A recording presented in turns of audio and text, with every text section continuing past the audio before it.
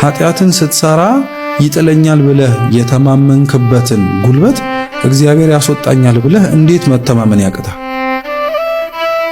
አይኑ ማንም ሰው ከኃጢአት ጋር የሚያደርገው ትግል ቀላል አይደለም።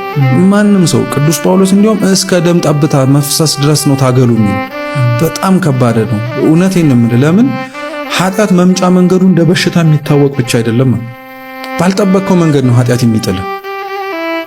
የጠበቅከው ጦር ውጊያ ላይ ጠላት በሚመጣበት መንገድ በሙሉ አውቀኸው አትሸነፍለትም፣ መቼም አትሸነፍለትም። አንሌስ ሊያሸንፍ የሚችልበትን አንተ ያላየኸውን ነገር ይዞ ካልመጣ በቃ ሁሉን ነገር አውቀህ ግን አትሸነፍ። ኃጢአት ማለት እንደዛ ነው። መቼ እንደሚጥልህ እንዴት እንደሚጥልህ አታውቅም።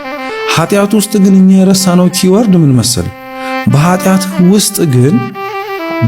ውስጥ ግን ከመውደቅህ ባለፈ የምትነሳበትን መንገድ እዛው ውስጥ አለልህ። አይገርምም? እና ኃጢአትን እንደዚህ ያደርጋል አንረዳውም እኛ።